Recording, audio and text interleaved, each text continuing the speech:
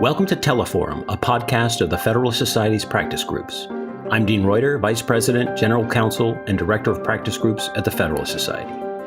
For exclusive access to live recordings of practice group Teleforum calls, become a Federalist Society member today at fedsoc.org. Welcome to a special Capital Conversations edition of the Federalist Society's practice group Teleforum conference call, as today, October 30th, 2020, we host a special Capital Conversations Teleforum with the Honorable Beth Williams. She's the Assistant Attorney General, the United States Department of Justice. We're very pleased to have her with us today. I, by the way, am Dean Reuter, Vice President, General Counsel, and Director of Practice Groups at the Federalist Society. As always, please note that all expressions of opinion are those of the expert on today's call. Also, as usual, this call is being recorded and will be transcribed, all for use as a podcast on the Federal Society's website in the future. This call today is open to the public and open to the press. As always, we're going to have audience questions after initial remarks and some questions perhaps by your friendly moderator. But when we get to that portion, I'll make an announcement, let you know how to ask questions, and we're going to ask folks to identify themselves if they would like to ask a question. But that'll probably be around the 30-minute mark or so. I think our opening remarks are going to be about 10 to 15 minutes. I look forward to those. With that, Beth Williams, the floor is yours. Well, that's great. Thank you so much, Dean, for inviting me, and I'm really honored to be here and to be part of the Capital Conversation series. It's been a real privilege to have led the Office of Legal Policy at the Department of Justice these past 3.5 years. For those of you who don't know about our office, OLP is tasked with being the principal office to research, plan, and develop the department's major policy initiatives. This process often involves components across the department that have special expertise in the policies being considered. OLP coordinates that effort and advises the Attorney General and Deputy Attorney General on the path forward. Additionally, as this audience may know, we are responsible for vetting and shepherding the President's judicial nominations for the federal courts. I've sometimes remarked that with so much going on in our jobs and so much happening in a single day, it's easy to lose track of time. But over these years, there's been an incredible amount of good work that has been accomplished. And so today I'd like to focus on some of the good news, which I think too often goes a bit underreported. First, starting with judicial confirmations. In the course of this period, we've confirmed 220 new Article III federal judges, including 2 on the Court of International Trade, 162 on the federal district courts, 53 on the Courts of Appeal, and of course, 3 Supreme Court justices, including our newest justice, Justice Amy Coney Barrett. Those numbers don't even account for the many other federal judges the President has appointed to specialty courts. This has been no easy task and has required an incredible amount of work from the White House, my office, and of course the Senate. But it is a credit first and foremost to those individuals who are willing to serve their country for lifetime appointments and endure a judicial confirmation process that is incredibly taxing, both for themselves and for their families. As I've said before, the pace of nominations has not come at the expense of qualifications.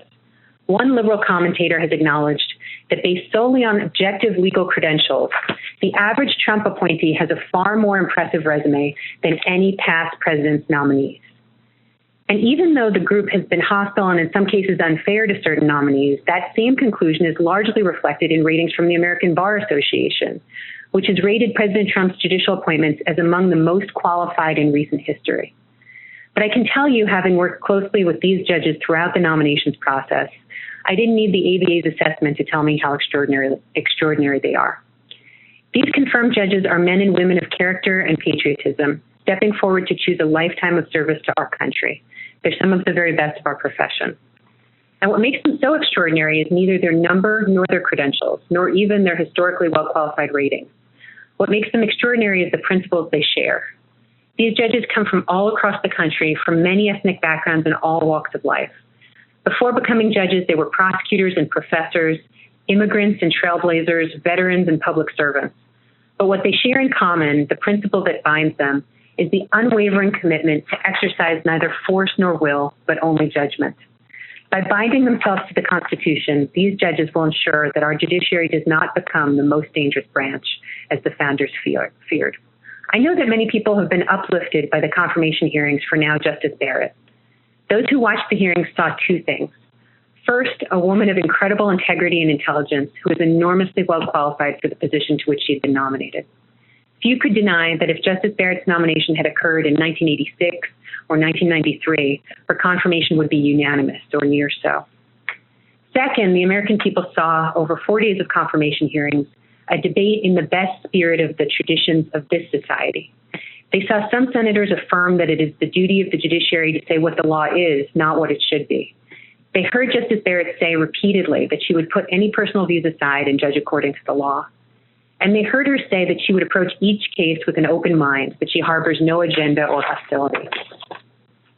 On the other side, the argument was made clearly that there is little difference between law and policy, that preferred policy outcomes should play a paramount role in deciding cases. And it was suggested in a profoundly pessimistic view of a judge's role that it's a fallacy to believe that any judge can rule without his or her personal views factoring in. There could hardly have been a starker debate. But what this should reaffirm for everyone listening is that when there is free speech, open debate, and fair time accorded for real discussion, the American people will be able to make up their own minds.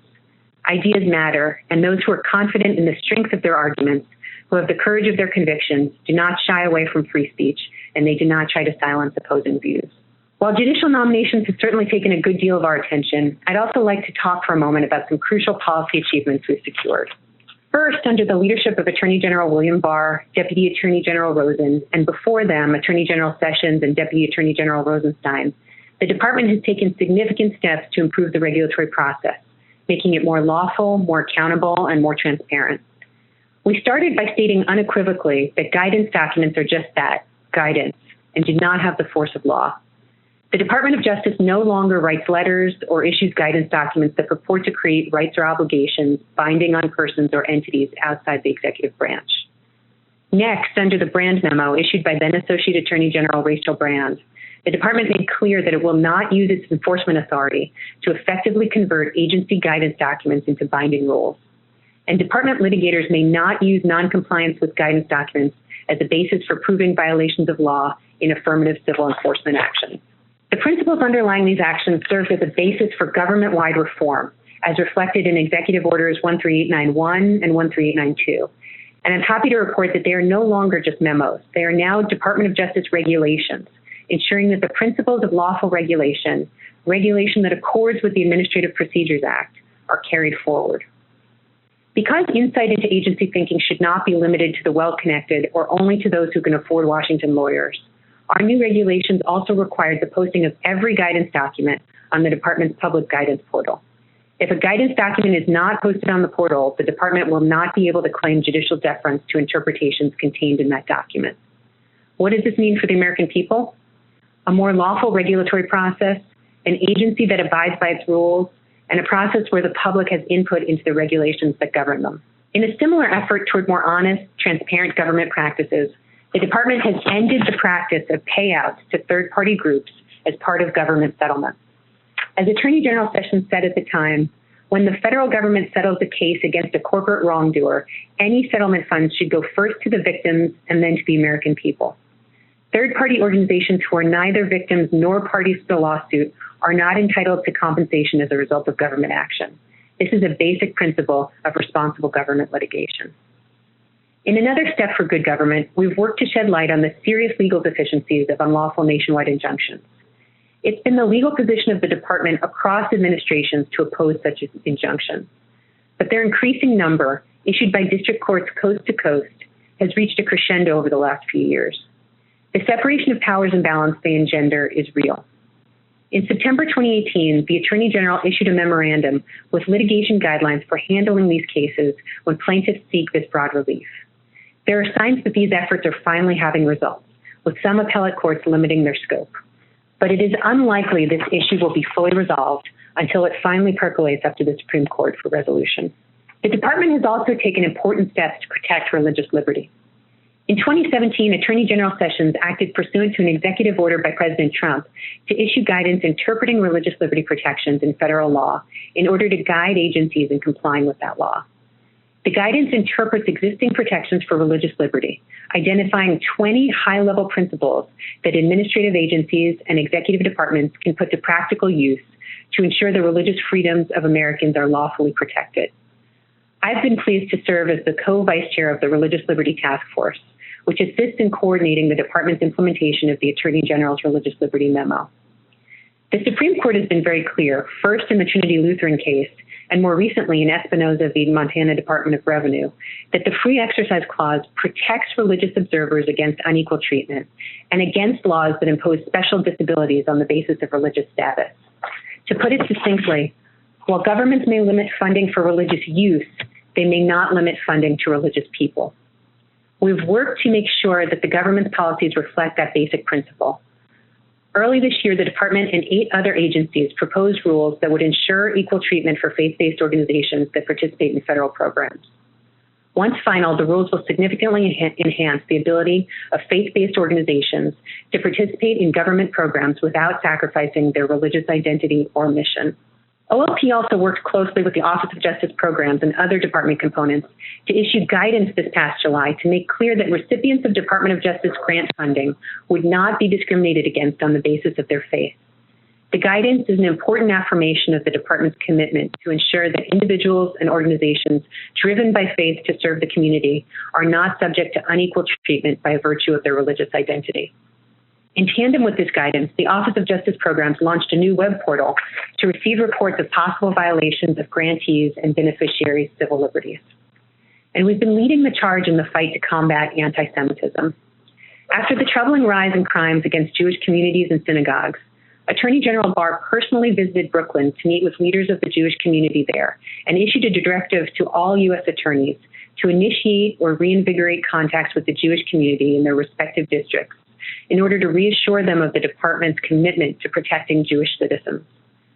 During the spring of 2020, U.S. attorneys across the country met with Jewish clergy, local nonprofits, and branches of national Jewish organizations. Since January 2017, the department has charged more than 80 defendants with anti-Semitic hate crimes and related conduct, and has obtained convictions of more than 65 defendants for the same. Through this and other work, the department is protecting Americans from discrimination and ensuring that they enjoy the religious freedoms that federal law guarantees to them. With regard to cyber issues, the department's Cyber Digital Task Force has produced some excellent and important work. The initial task force report, issued in July 2018, addressed many crucial aspects of the department's response to malicious, cyber-enabled threats. One central focus was the response to the threat posed by foreign operations that seek to divide our society or undermine our democratic institutions. The report also sets out important steps the department has taken and will take to protect the integrity of our elections by working with other executive departments to identify and share threats and vulnerabilities with local election officials, political organizations, and other potential targets in order to help them detect and thwart attacks. Earlier this month, the Cyber Digital Task Force released a white paper on cryptocurrency.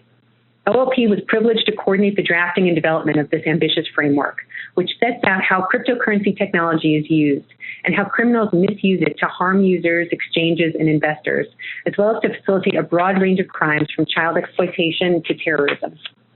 The framework identified the partners and resources we use to combat growing criminal and national security threats involving cryptocurrency, and it identified ways to address those threats. Finally, there's no more important role for law enforcement than protecting our most vulnerable members of society. That's why the department has made it a priority to protect children from online exploitation, to seek justice for victims of human trafficking, and to combat elder fraud and abuse. Attorney General Barr issued a directive to all federal prosecutors to continue to use their strongest efforts to identify and prosecute individuals involved in sex trafficking, including, importantly, those who fuel the demand for trafficking, and ensure that victims receive restitution for the harms that they suffer. Recently, we also published proposed regulations providing a clear and comprehensive statement of sex offenders' registration obligations under the Federal Sex Offender Registration and Notification Act. These regulations will better protect the public by enhancing the enforcement of registration and notification across the country and ensuring that information about sex offenders in the community is available to law enforcement. And with regard to elder justice, the department recently conducted the single largest coordinated sweep of elder fraud cases in history, with over 400 defendants charged for causing more than $1 billion in losses. It also launched the National Nursing Home Initiative, designed to investigate and prosecute nursing homes that provide grossly substandard care to their residents. So as you can see, there's been a lot of good work and good news to report over the past 3.5 years, and I've been able just to touch on some of it. But I really appreciate the opportunity to share it with you today. And with that, let me pause, and I'm happy to take questions. Terrific. Well, thank you, Beth Williams. Put a lot on the table there. If you've joined us late, we're, of course, speaking with Beth Williams. She's the Assistant Attorney General in the Office of Legal Policy at the Department of Justice. We're going to open the floor to questions. I have a couple myself, but let's open the floor and the queue can begin lining up. But I have 100 or so questions I could ask myself. First of all, congratulations. That really is a remarkable list of accomplishments. I don't think there's anything you mentioned that I wasn't aware of, but to hear it in a recited form like that really is impressive. I mean, just judges alone is something. But I'm going to ask you if I'm particularly interested in whether or not do you think that the changes or the developments, the accomplishments are so pervasive as to have sort of a cumulative effect, and what your sense of that is, and whether these stick beyond this administration. You mentioned the judges, of course, would, a couple hundred judges with lifelong tenure, but the policies on guidance, on third-party payments, on nationwide injunctions, I'm not sure you mentioned consent decrees, but the priority placed on religious liberties and anti-Semitism and cyber and elder things.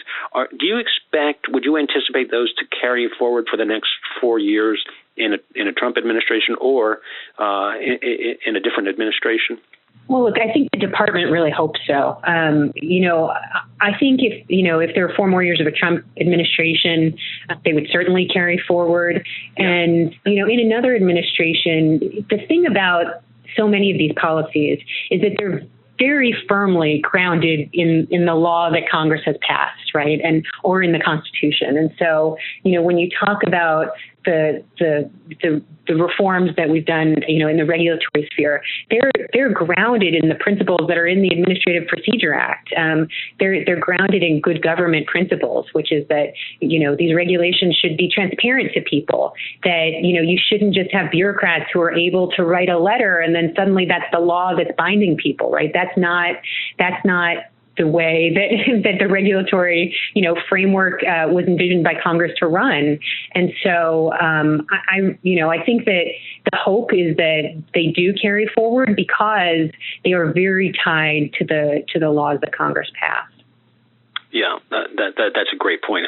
I have to make one editorial comment, and that is that, having read the Federalist Papers, there's a strong point made in the Federalist Papers about the laws becoming so numerous that they're impossible to comprehend or track and therefore comply with, and how that is a detriment to the rule of law. And when I saw some of the responses to the Department of Justice policy on guidance, that, for example, agencies are required to accumulate their guidance and put it in one spot, and the response from some agencies was that's a Herculean task, and my thought went immediately to the regulated community who has to know the same guidance the agencies can't seem to find and put in one place, or object to putting in one place.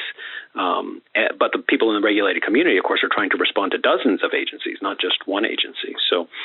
Right. You mentioned cyber. You mentioned some other things, and in a pre-call we had, you were mentioning drone safety and looking at the road forward. I want to see if you could tell us what's in the works on drone safety.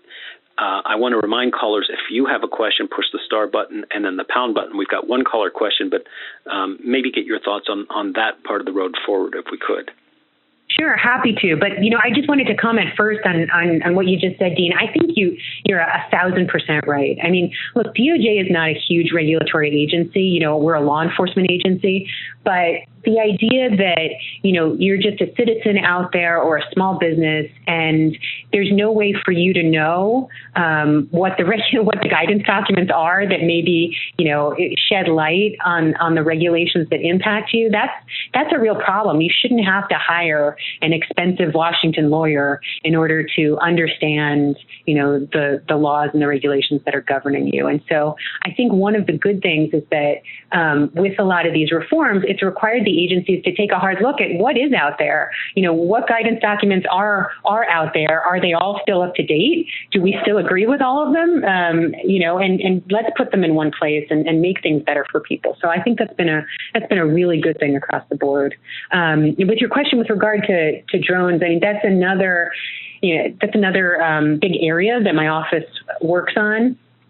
And, there's really two aspects to it. There's both the affirmative use of unmanned aircraft systems or drones by law enforcement, and then there's the defensive use, right, defending against a national security or criminal threat by drones. And so one of the things that we've been giving a lot of thought to is how do you use this technology to make things safer for people while still protecting privacy and civil liberties. And so we've done a series of policies, both for affirmative drone use and for counter drones, to really lay out a framework so that as we move forward, we're at the very beginning of this technology. We're doing it in a responsible way that takes into account, safety and civil liberties concerns.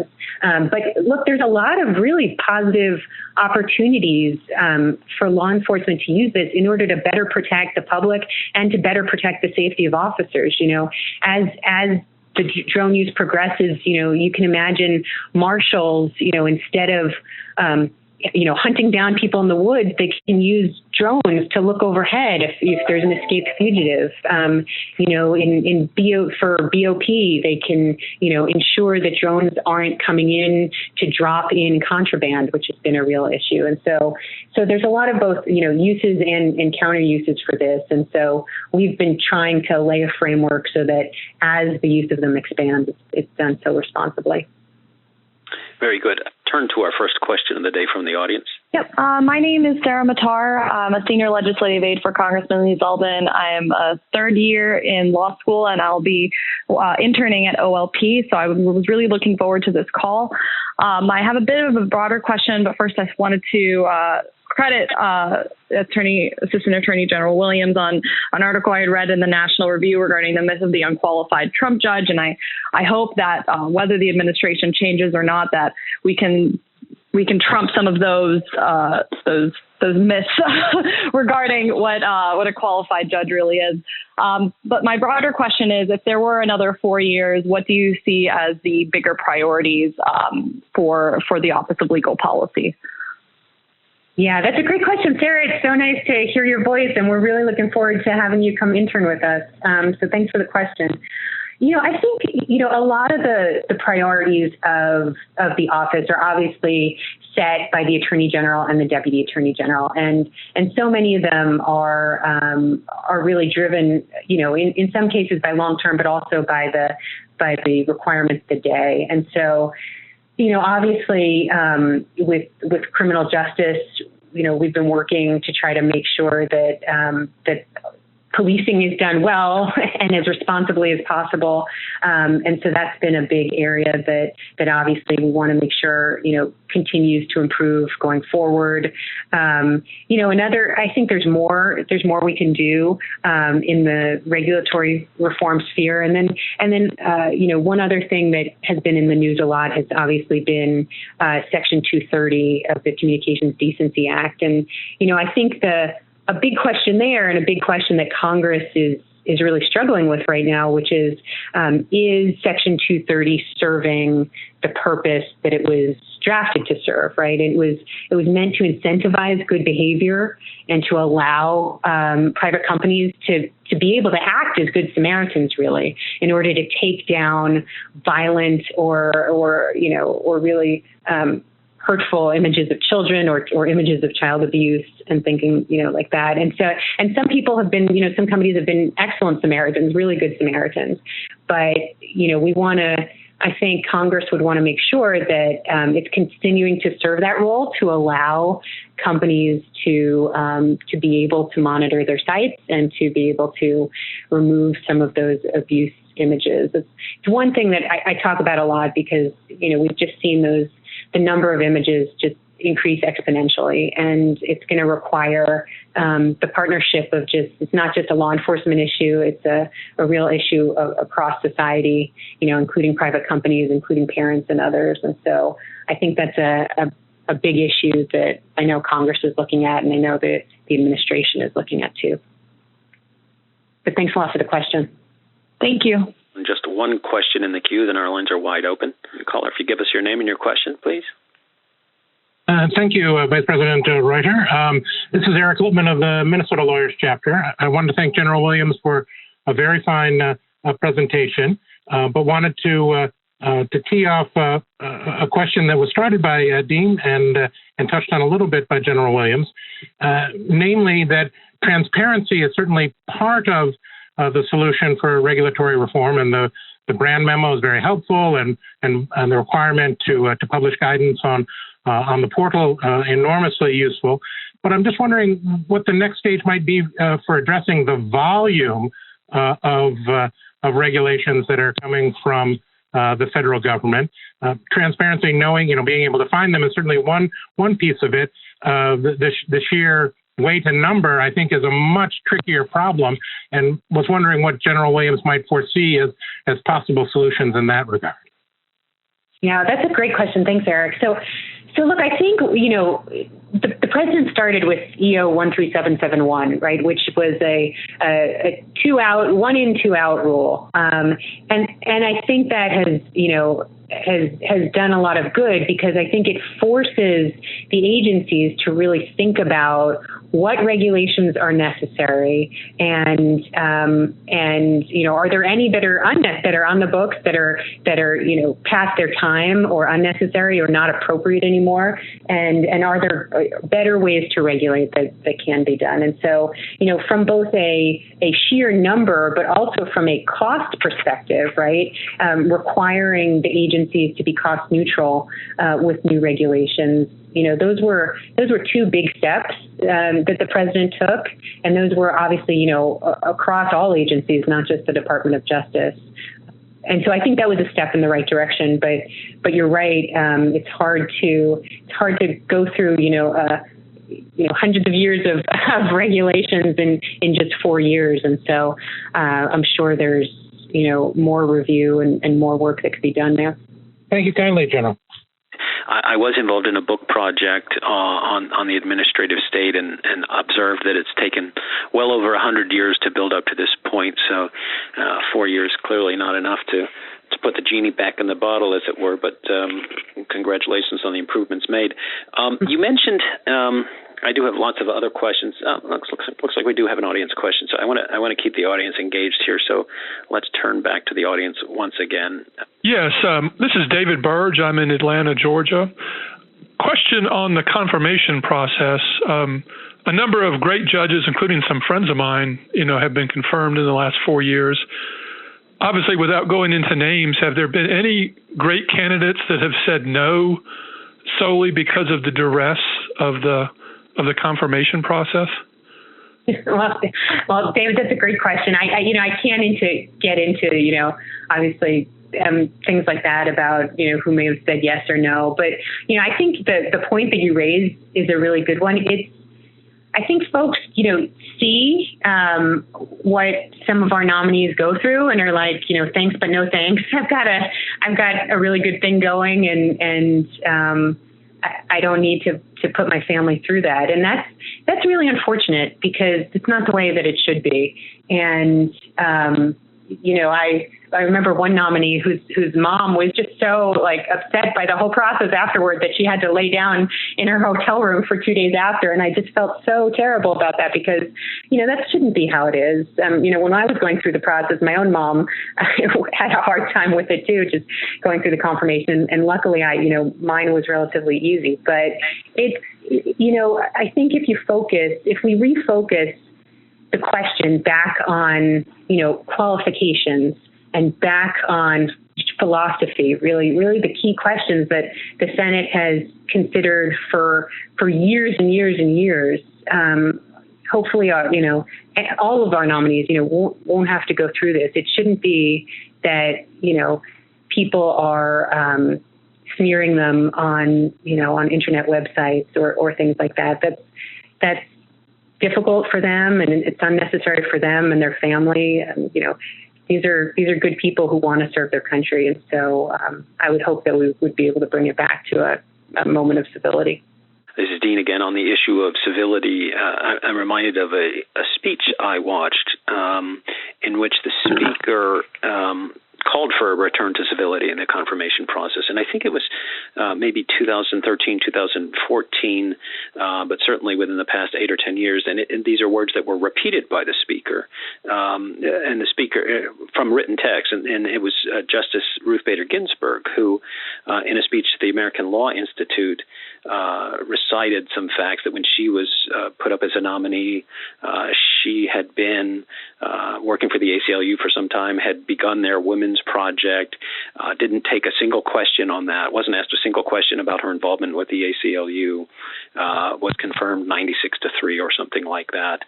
Subsequent nominee was confirmed very easily, and then now I'm using my words, the wheels fell off, or things got very, very contentious, and she called for a return to civility, almost in those exact words. So it's interesting to hear comments from her after having served on the court for so long bemoan the process. Yeah.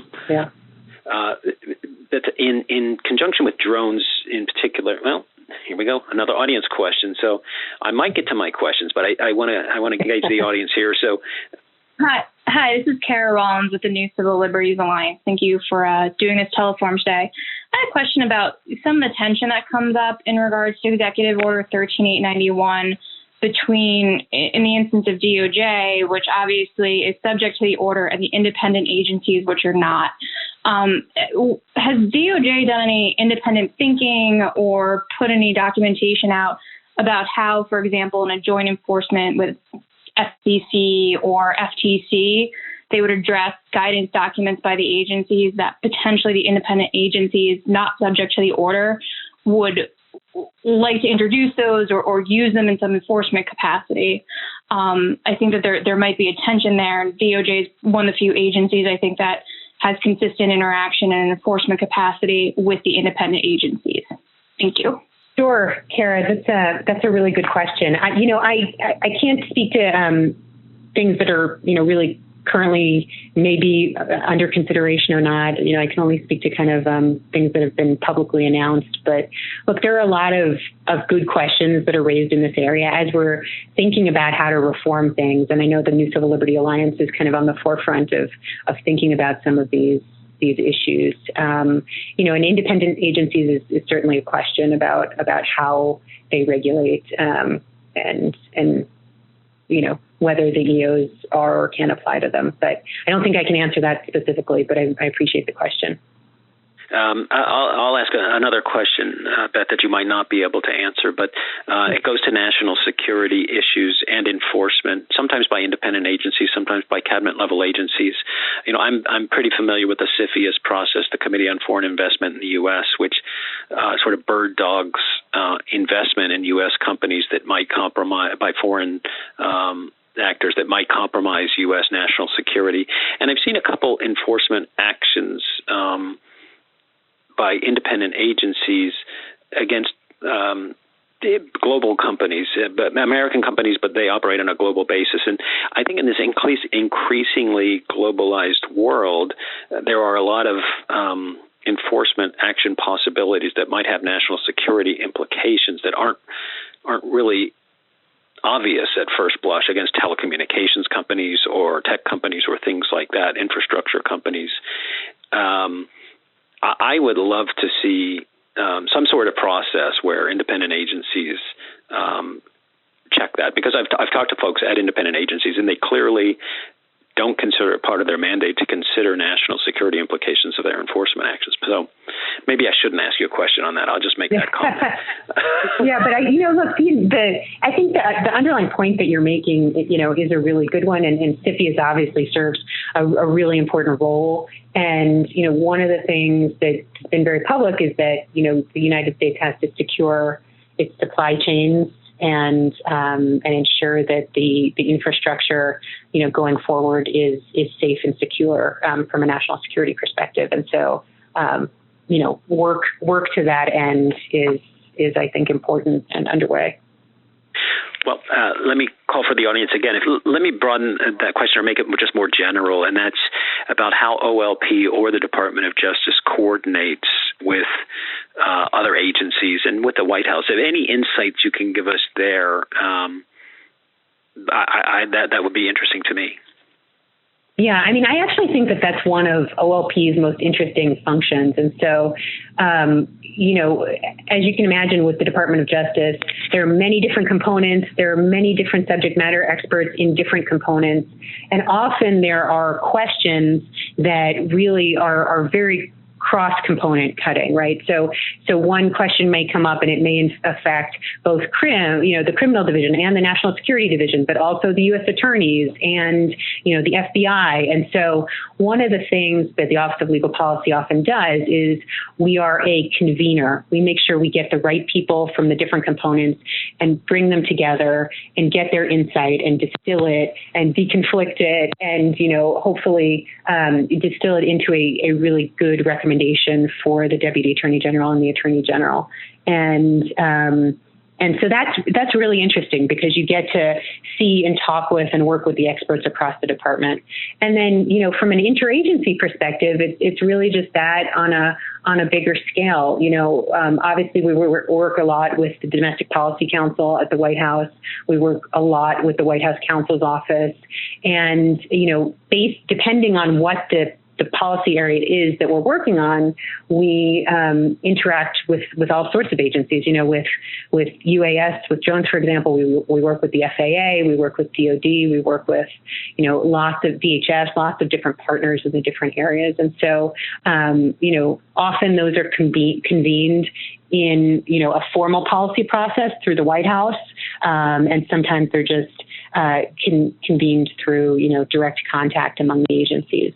But, you know, that's, I think, one of the most fascinating parts of this job, which is not only the breadth of subject matters, but also getting to really talk to the experts in these matters, you know, throughout the administration. Very interesting. I could say that running the 15 practice groups of the Federalist Society, the best part of my job is interacting with the experts. Lots and lots of people who know lots more than I do. Let me make a final call for questions. Our lines are wide open. We've got a few minutes left. If you'd like to ask a question, now is the time. People have been very orderly with their questions coming in one at a time, and we do have another question. So, yes. Go ahead. Yes, this is Jay Stevens, Naples, Florida. Beth, could you describe the judicial selection nomination process that has obviously been especially successful the past 2-3 years with regard to the quality of judges appointed as well as the number of judges appointed. And it hasn't always been such a smooth, successful process. So what is it about the process that you all executed that made it successful, and what were the primary features of that process? Well, and if I might ask you a second question, since I got you, does OLP, have any interaction with regard to setting policies and priorities for U.S. attorney offices, U.S. attorney prosecutions? Is there an integrated process there where your office plugs in with the U.S. attorney prosecution process? Sure. Well, first, Jay, thanks for calling in. It's really nice to hear your voice. So I'll answer your second question first. So OLP doesn't set prosecution priorities. You know, we really focus on policy, and questions of prosecution are really left to the prosecutors as a general matter. I will say, but when the Attorney General wants to, focus on something, we can help put a program together. So, what comes to mind is Project Guardian. The Attorney General, has made it a priority to crack down on people who have weapons, who are prohibited by law from having weapons. And so, one of the things that some of our research has showed is that the most violent crime, can be reduced when you focus on the people who are producing the most crime. And that seems like a really common sense thing, but it's true. Like, a small number of people are the ones in general who are producing a disproportionate amount of the violent crime. And so through both Project Safe Neighborhoods and Project Guardian, there's been a very, I think, intentional focus on trying to reduce violent crime. And so, we can kind of work at that level, but any prosecution initiatives or priorities are really left to the U.S. attorneys and the criminal division and the other prosecutors. But to your first question, which is the judicial nominations process, look, I think that I've been so glad that so many great judges have been confirmed. I think so much of it is due to Leader McConnell and to Chairman Grassley and to Chairman Graham, who have very much prioritized the judicial nominations process and recognized, the importance of making sure that constitutionalist judges are on the bench because they will be, for a generation. And so I think in large part it's due to them. I think that there's also just an acknowledgement that, this has got to be this. The president said from the beginning, this is an administration priority. And so, we tried to compile the very best people to work really hard all the time to make sure that we were, helping to select and vet and confirm really strong, well-qualified judges. And that the pace has been intense, preparing for hearings for 6 or 7 judges, every 2 weeks, which is what we were doing for a while, is a very intense pace. And obviously assisting them, those nominees, with all of their questionnaires and, and other papers, is a big process, but I think we had an excellent team and people who were really committed to it. And so I think we did a good job in these 3 years. Thank you. I'll make a final call for questions. Push the star button, then the pound button on your telephone. I think we've had our final question of the day. Let me give you an opportunity to express a final thought or wrap up. You get the last word. Sure. Well, listen, Dean, I just want to thank you again. I find these capital conversations so interesting, and as I said, I often listen to them, in my car on the way in as a podcast. And so I really just want to thank you for giving me the opportunity. And it's been a real privilege to have been part of this process and being able to serve the country during this term. And so I'm really grateful, and I'm very grateful to all the folks who have made it possible, both in our office and in the department and outside of our office. So thanks to all of you for the great questions, and thanks for hosting this teleforum.